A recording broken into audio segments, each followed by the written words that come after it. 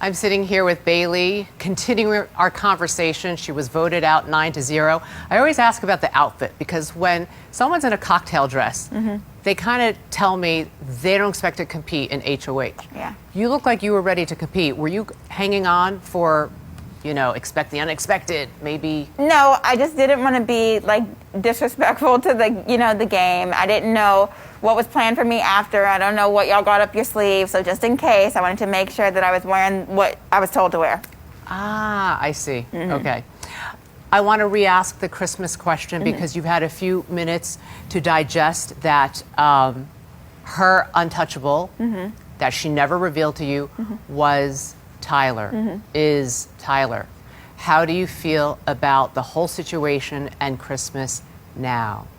I still feel like she's lame. I'm sorry. But it's lame because she knows all the history between Tyler and I. She knows the conversations, that we've had because I've told her and now I know that she's close with him. He's told her. So she still chose, to kind of take the jab at me and be like, I don't care, how you feel.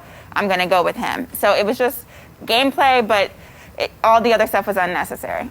Who do you think she should have nominated, if not you and Davon, knowing the information, the valuable information you gave her about Davon being your untouchable? I think she could have nominated, any other of the people that are not in her alliance because she named her. I figured out the alliance she showed me. There were still quite a few people in the house that were not in her alliance, that weren't me and Day, that she didn't sleep next to every night, that she didn't promise safety. So she could have went a different way. So I just felt very targeted. Let me ask you this. Well, two big questions. During the veto ceremony, after she decided not to use it, and right before she was about to put the necklace away, shut it, you said to her, quote, "Can we share who you said your untouchable was?" Yes. Why did you say that?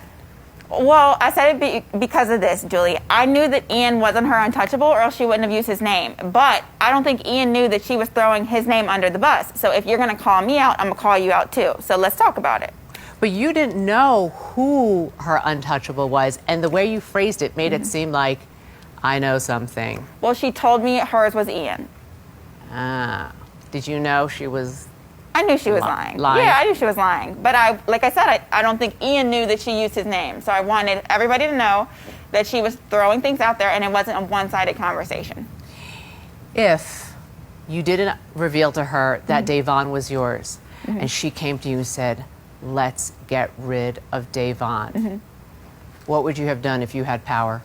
If you were HOH? Oh, I would have taken her out without a second thought, and you know that, Julie. I do know that. You know that. I do, but I have to hear you say it. Yes, absolutely. I'm Davon's ride or die, whether that's a good game move or whatever, it doesn't matter. That's how I am with my friends, that's how I am with my people. So if anybody would have tried to come for Davon, I would have had to take him out.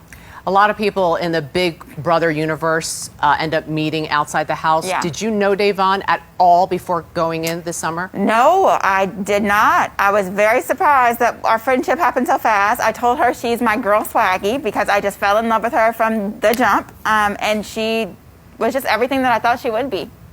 So this friendship will continue outside the house? She has no choice. I will literally follow her if I have to. And how far apart do the two of you live? We live 15 minutes away. Oh, well, then there's no excuse. We're friends. You couldn't hear my microphone, but I said, and you're only 26. You're probably too young to remember. There was a movie called Thelma and Louise. Oh. It was a ride or die. If they do the sequel, it's me and Davon. Exactly. Yes. All right, now she's in there by herself, essentially. Yes. How do you think she's going to do? What?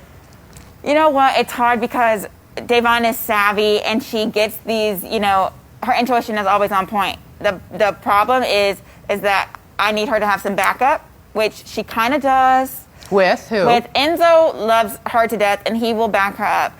David was kind of my friend, but I told him to please watch out for her. And then she has Kevin, who literally wanted me out the way so bad. He wanted to be her friend so bad. So she has a little bit of backup.